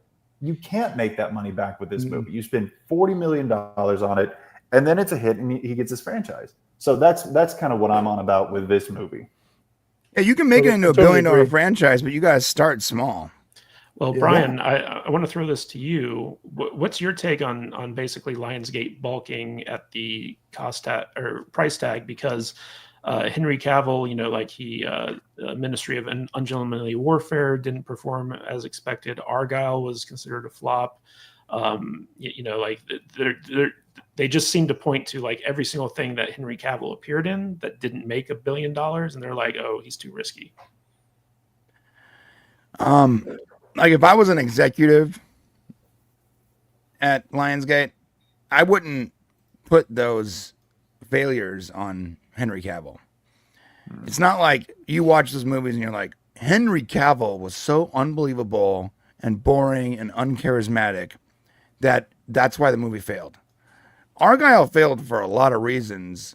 In fact, I actually enjoyed it more the second time than I did the first. But really, like, the concept of Argyle was, it deserved to be like a 30-minute, episode on television. It wasn't something that you make a gigantic movie out of. They really milked the entire story, which is a writer's problem. It had nothing to do with Cavill. Cavill has done his job. In every one of those films, Cavill did his job. In fact, you banked on Cavill. You put him at the very forefront of the movie poster, on the covers, on the marketing. Dude, the trailers for each one of these movies had more Cavill than anyone else. Yet Cavill wasn't the actual main character of any of these movies. Oh my God, Jesus Christ, you got me going. Listen, bro. Simmer down. You can't go, hey, can Cavill carry a franchise if he's not the main character of the story? He's the main character of the marketing for Ungentlemanly Warfare. He was the main character of the Argyle marketing because, but not the they knew that movies. he's a draw. But then people saw the movie and they're like, "Where's Henry Cavill?" That was our biggest criticism. Like, hey, Argyle wasn't bad, I guess, but like, I went to go to the movies to watch a Henry Cavill movie. Not a Bryce and what did I get? Dallas Howard movie. I got this. Yeah, thank you. I got Bryce Dallas Howard and her cat lady movie. Sam It wasn't bad, but it wasn't what I expected. So I walked out disappointed. And then I posted and I reviewed and I complained because Cavill wasn't the star of the movie. Yeah. I mean, and the same exact thing. And I like the Ungentlemanly Warfare, whatever. I actually love that soundtrack. I listen to it every day. It was a good movie. But it was a bait and switch though, because it wasn't a Henry Cavill movie. Yeah, it was like an ensemble thing. So you market the movie as this is a Henry Cavill film, right? The people go to watch it. It's not a Henry Cavill movie. They leave disappointed, and then you blame Henry Cavill. Jesus Christ! Like, come on, guys. This is not. And any executive that they haven't watched the movies. Any executive that is saying that, they're not actually watching the films or paying attention. They're just looking at spreadsheets and going, Henry Cavill didn't. And it's the same thing with the Snyderverse too.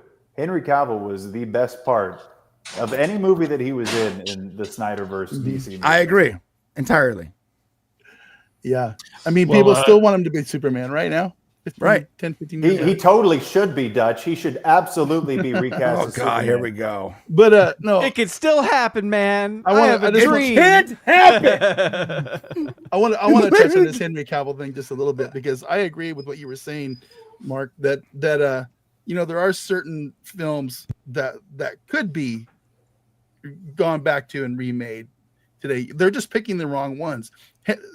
The Highlander to me is a prime pick and choice for these kind of movies that need to be brought back and reimagined and redone. I'm a huge fan of the original. That was right in my zone. I mean, I was the target audience for those movies, and I've watched the movie 100 times. It's probably one of my top 20 favorite movies ever. It's great. But I do know that it's kind of bad in a lot of ways, but it's so cool that it could be absolutely redone and be turned into a new series of movies that everybody I think would love. And Henry Cavill is the perfect person to do this. Get Antonio Banderas to come in and play the Spaniard. Oh my God, having a Spanish guy play the Spaniard, he's the perfect age for it now and everything like that. Sure. They could have a lot of fun with these movies, and they don't need to spend $180 million to make them. You're 100% correct. And there's other movies back then, The Running Man. I would love to see. I think they're working on A Running Man. They are doing is another great example of a movie they could probably do for less than $200 million. Go back in that Disney world. Do something like The Black Hole. I would love to see a reimagining of that Black Hole movie. They just picked the wrong things. It's like the chat said. We have to get Predator 18, Alien 16, and all these stupid movies that nobody Fast and the Furious 47. You could remake, Yeah, if it's Disney's just- going to remake something, have them remake like the Black Cauldron, according to the the yeah, Friday book. yeah, exactly. You know, give us Because things no that one's going to people be like, actually "Oh, want my to see. beloved Black Cauldron animated film. Oh, what have you done to it?" Mhm. Yeah, When I you- just Dutch, I don't when know. you said the black hole at first, it sounded like you said the Black Hulk, and I'm like, the Black what? Hole. Yeah, the Black Hole. Yeah, you know, I mean, that movie freaked me out when I was a kid, man. Just And- terrifying. It was terrifying. Nobody cared about terrifying. kids in the 80s. Yeah, yeah. So, but I would love to see that redone, you know, but they just don't have Well, the vision for it, I guess. Odin, I wanted to ask you. So, the original John Wick movie, I believe, had a budget of like $30 million. It was a very low budget film, really overperformed at the box office. I remember seeing the trailer for it the first time in the theater, and people actually laughed when basically the motivation was like, oh, they killed his dog, so he's out for revenge. But then once people start seeing it on home video, it got this like huge cult following, and they've gone on to spin off like one of the most successful action franchises ever. But that all started with a $30 million film. So why does this director who did John Wick need $180 million to do a sword fighting movie?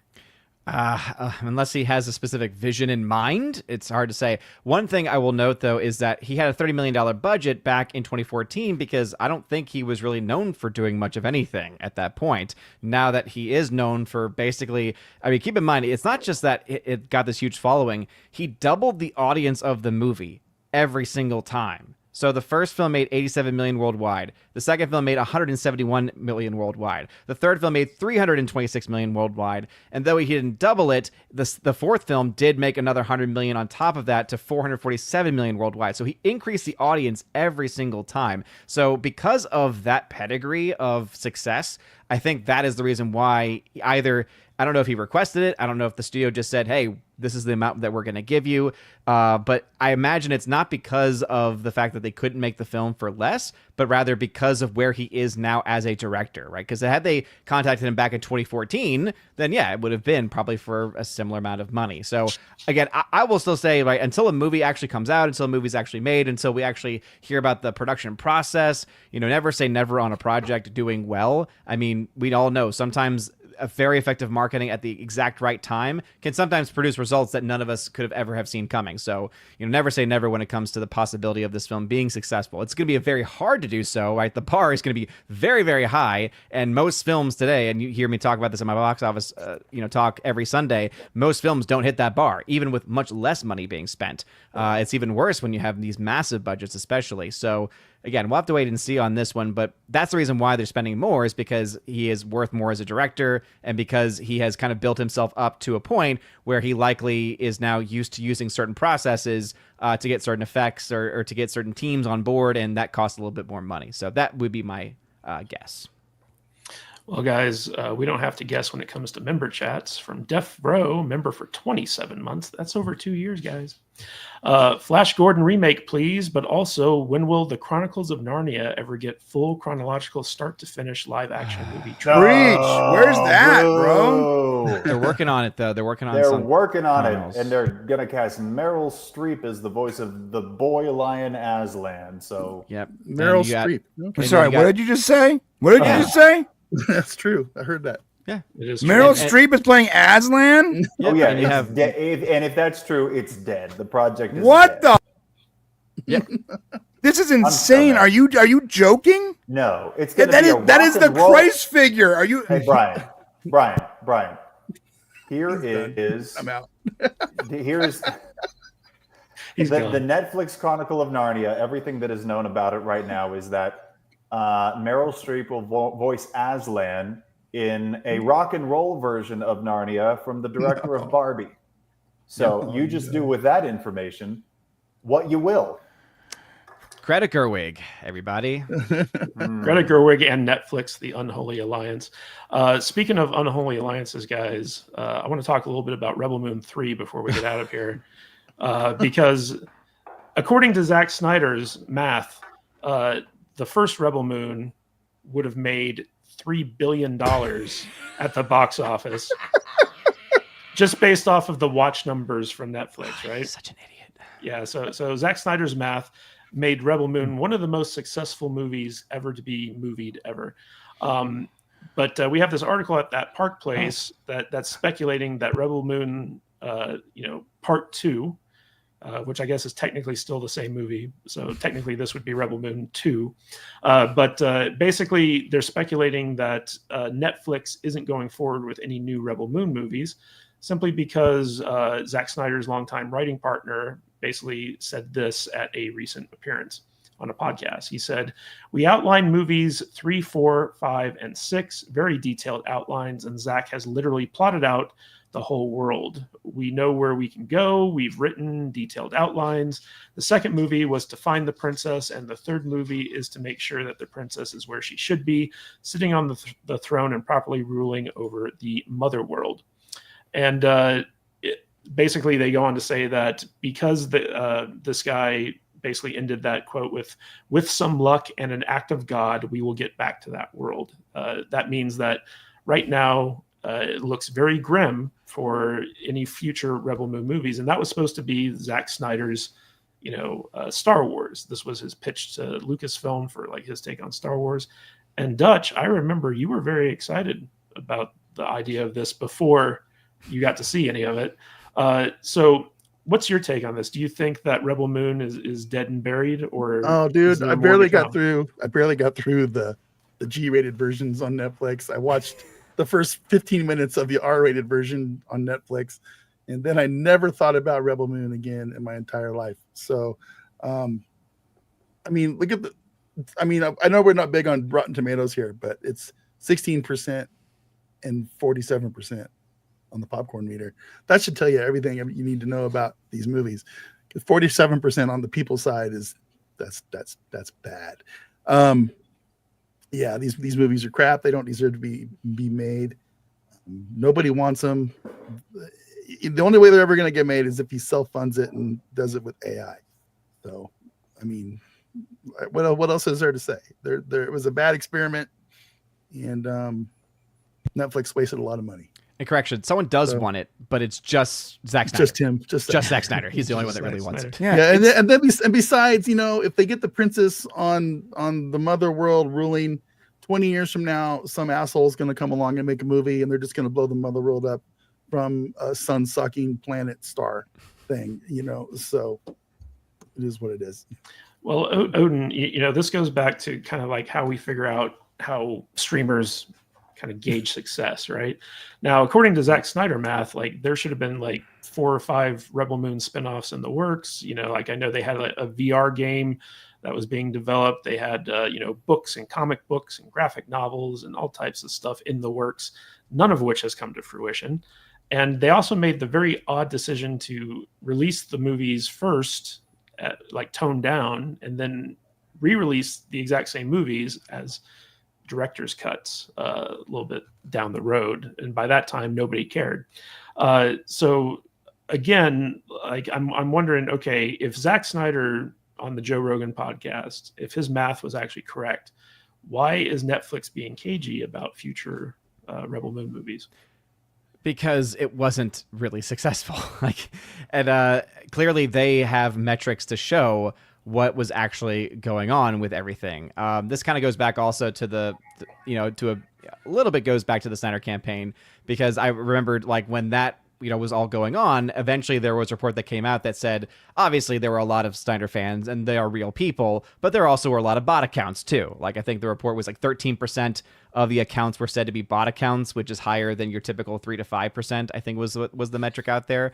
And so all I can think of is it's very easy to have a bunch of bots watch your content as well. Now I'm not saying that that's what he did, but the way that they typically count these metrics is not about one person watching the entire film from beginning to end. It's them taking the total amount of time watched and then basically dividing it by the length of the film. So that means that you could have 20 people watch only 10 minutes of the movie because they thought the film sucked, and they'll count that as some kind of a view at some point, right? Because it counts up for, however many minutes that is. So that is already something that I have a problem with, because for me, a view should be, hey, one person watching it. Now, Lord knows they've got that data. They know exactly how many people have actually watched the films. And so the fact that they're not going full bore with this and that they're not fully excited about it tells us how actually successful, quote, successful the film actually was. And that was not at all. And yeah, going back to his comments about, oh, the film would have made billions and billions of dollars at the box office, all I have to say to that is phooey. Go make your films by yourself in your like random little hole in the wall that you can go live in, and leave us alone. Because I unfortunately am a part of a show where we have to watch this kind of crap, and I don't want to watch part 3 of this garbage tier franchise. So please, just go away. Just go away. Yeah, go away. Damn you, Gary. Damn you, Gary, for giving us homework. No! Well, Huff, you know, like according to you know, Zack Snyder's writing partner, they have, you know, at least 4 more very detailed outlines for 4 more movies down the road. And you know, as someone who has written and pitched stuff in Hollywood yourself, you know that, you know, you could have the best outlines in the world, but, you know, if nobody puts any money behind you, it doesn't mean anything. And Zack Snyder, I think with his Netflix deal, like he had, what was it, Army of Zombies, and then he had like Army of Thieves, and, you know, a bunch of stuff that didn't seem to do all that well, especially considering the fact that they had to go back and reshoot most of Army of Zombies to get rid of Chris D'Elia, who, you know, was going through some cancellation at the time. Which was a mistake. Is he still canceled? You don't like Tig Notaro? Yeah, exactly. Also, they but had to don't put like in someone, actress who wasn't physically there in scenes to make it look like she was physically there. Yeah, I actually liked Army of the Dead, and I think Chris D'Elia would have been a much better version of that character. But the moral of the story here is that between him gaslighting Warner Brothers to put out the Snyder Cut and his underperforming Netflix shows, you know, he came into this with this grand plan to like have like this be his Star Wars franchise. He was going to dethrone Lucasfilm with his vision for this thing, and it sounds like his vision is by using laser swords. Yes, by using laser swords. But it seems like you know, that he's basically given up on it because his next movie is going to be about the LAPD, and he's kind of getting away from like science fiction and comic books. So, what's your take on this? Do you think that Netflix really has put the kibosh on Rebel Moon going forward? Yes, you can have those outlines. They will stay outlines. They're never going to get made for the price that he wants them to get made. He's gotten more. He's squeezed more projects out of Hollywood than he deserves. Those will never get made. I think his future is doing things with a much smaller budget, because between I don't know if he's taken lessons from Lucasfilm and old Kathleen Kennedy about announcing big things and then having them never happen. But behind her, he's probably the worst. With the whole expanded universe, Army of the Dead, but I don't know if people wanted that though. And people definitely didn't want the whole Rebel Moon thing after they saw it. So he just needs to make good movies, because I think he can do that. They're his version of movies, but he has the capability to make good movies. But he needs to drop the budget, and he needs to focus on storytelling. Yeah, I don't know what happened. I mean, it would be nice to find out one day what happens when you all of a sudden have access to $200 million and you can do what you want, and studios will give you that blank check, at least for a couple of movies. But I don't think he's had the stories to justify it. Because the fact is, you can't spin your way out of just bad writing.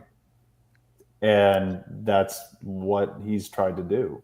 It's just bad writing. It's not interesting stories. And special effects and slow motion weed aren't going to make up for that. Nope. Yeah, and you said wheat with a T, not weed. So wheat, yeah, a lot of wheat, a lot of slow motion harvesting.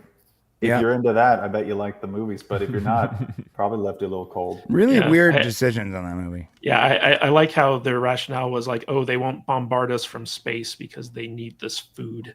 You know, it's like there's not like other planets where they could have like gotten food from. But Brian, I want to get your take on this, because you know, this was potentially like Netflix was looking at this as like their next big franchise. You know, they put a lot of stock in Zack Snyder, and you know, people who love the DC universe, like Snyder Bros, are like the number one enemy because they are just ruthless. They're rude. They're mean.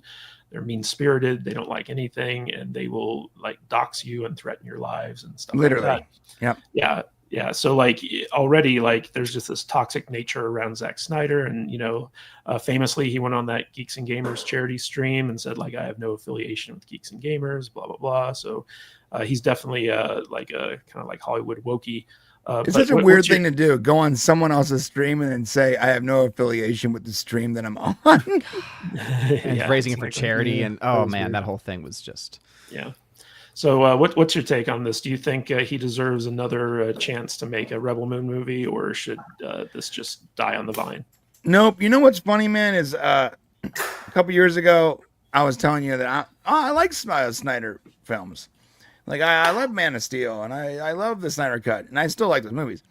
And I liked Dawn of the Dead, and, the last zombie movie he made. I remember telling you that, and you being like, and 300, and you being like, yeah, but he didn't write those movies. You like, and this is what you said, this is like 3 years ago.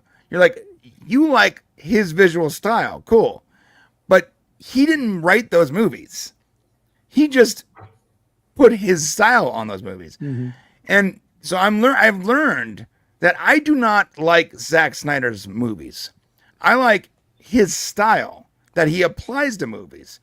But when he has to write it, it's usually not great. And the things I've seen that didn't have direct involvement from people like James Gunn have not been that great. And I think that, I know this is going to offend a lot of Snyder bros, man, but you did this to yourself because like I would have called myself a Snyder bro like 2 years ago, but you kept attacking me every time I questioned his decisions. Because it's literally like a cult at this point. Bottom line is, he has a really unique style and a unique, clever way of doing things. But he relies on slow motion to a point where it's become a meme. And his own writing is not very strong. His characters, without help, are not very strong. So maybe he should stick to like editing and cinematography. But I'm never again going to say he's a good creative. And he needs help to actually create these good projects. I still love 300. I love Man of Steel. I love the Snyder Cut. I do. I love those movies. But he had a lot of help in those movies. He was not the one-man show that is, that was George Lucas or James Gunn. So, and no one's a one-man show, but he needs a lot of help. And all those movies that you like, that he made, he had a lot of help with from people that you complain about now. Well, guys, what we don't complain about are gifted memberships. So R2D-Bot gifted 2 Salty Nerd Podcast memberships. We're just 1 membership away from hitting our goal. So thank you for that, R2D-Bot. But guys, we had a lot to talk about today, and we talked about it. And I want to thank my fantastic panel nerds for being here, sharing their insights on these various stories. Odin of OMB Reviews, any final thoughts, and where can people find more of you? Yeah, you can find me over at OMB Reviews on YouTube, on Rumble, over on Twitter/X, as I like to say. Hopefully I didn't trigger Dutch Butters with that. But yeah, it's kind of interesting to see where we're going with the summer movie season, because we have a brand new, quote, air quotes, brand new Final Destination film that apparently is doing really well and people are really enjoying. Sweet. And starting next weekend, we've got basically like every subsequent weekend going into the summer, it's going to be some big releases coming out. And it's always a good time for me because I love talking box office, and those are usually when, more and more people start to get interested in whether films are flops or not. And it's been fun having debates with people over... People have gotten triggered over my comments about Sinners box office and about Thunderbolts box office. No one can be happy, no matter what is being said about any given film. So yeah, thank you as always for having me. Yes, happiness is overrated. And Zack Snyder needs to go away. And also, I cannot wait for Henry Cavill to be Superman again. Oh, God. You know what does make us happy, though, guys, are gifted memberships. Klikioki coming in with the clutch 1 gifted Salty Nerd Podcast membership, helping us hit our goal for the pity day. gifty. Yeah, the pity gifty, exactly. But who isn't pitying us is Mark Huffman himself, our favorite congressman and novelist. Almost. Huff, do you have any final thoughts, and where can people find more of you? Oh, I hide most of my stuff. If you want to see a bunch of AI Twitter nonsense, nonsense and political stuff that I usually delete later, you could go to @Huff4Congress on Twitter. It will always be I Twitter. save them Number all. 4. Huff. I save all your memes. I'm going to cancel you at some point. Oh, man, I've already been canceled like 3 times. Yeah. You can look for children's books if you search for Mark Huffman on Amazon, and look for the Toot Fairy, Toot. You can look for big novels if you look for R.M. Huffman, and Leviathan or Fallen. You know, there's other stuff that I'll bug all you guys about if we can get it going, but I'm trying to do my part. And if anyone has $180 million that they would like to use to produce some movies, please call me. Why didn't you say so? Reach out on I hooked Twitter. you up. I'll write you a check right now. Okay. Brian, Yeah, we're talking cash in this about thing. 150 years. I have Okay, sounds good. I have $180, which will get you a subscription to one of the AI video things, if that would help. Yeah, I did $9 and I'm out, so I got to wait till the middle of June, but I got something good cooking. I've got to leave with that, but it was a pleasure, guys. See you later. All right. All right, See y'all. Awesome having you. favorite congressman, right there. Brian from the Popcast, any final thoughts? Where can people find more of you? And what are you talking about again on the Brain Show, which happens right after this show is over? Yep. And after Brian goes to the bathroom sometime. I'm just going to go to the bathroom in my diaper and rock and roll. We're talking about the Green Card Citizenship reality show, which is going to be great. Apparently, Grok was over-tweaked at some point, and he did this thing where he responded to every single question with facts about the white genocide in Africa. Oh my God. So you'd be like, hey, what's the box office for Thunderbolts? And it's like, the box office for Thunderbolts is blah, blah, blah, blah, but that's no comparison to the white farmers that are being murdered.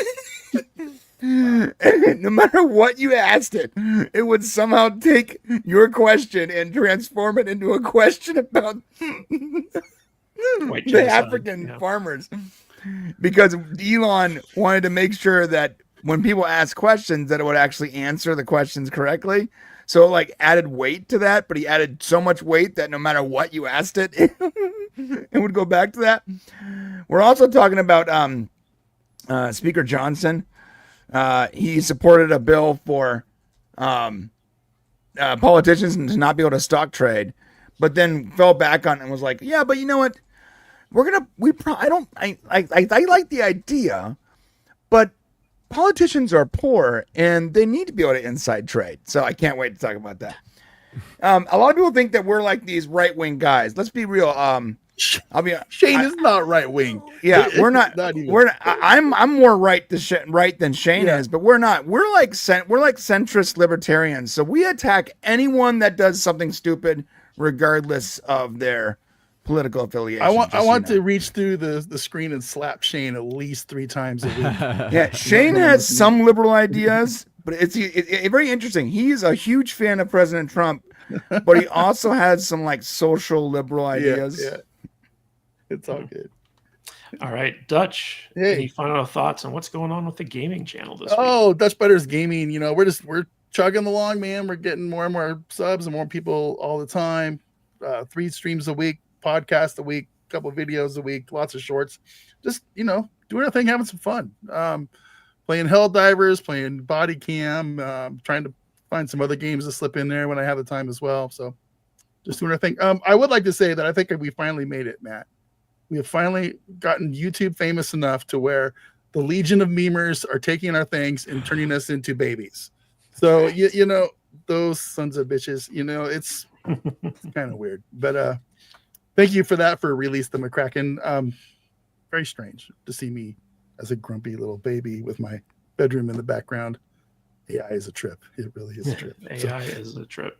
You know what else is a trip is everyone who gave us super chats during the course of the stream. I want to thank John Yulden, Major Chai Chai, Mexican Iron Man, and Hemorrhoid Hurts. You guys are awesome. And thank you for everyone who gifted Salty Nerd memberships.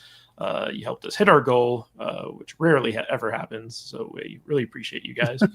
And be sure to tune in next Saturday, same salty time, same salty channel for more Salty Saturdays. And stay tuned for the Brain Show, which is happening right after we end the stream, we're going to be magically, through the power of the interwebs, just moving you over to Brian's channel. So you don't even have to wait for him to pee. He's going to do it. He's going to do it in his hands right there. That's all right, right. guys. Tune in next Saturday. And until the next time, stay salty, my friends.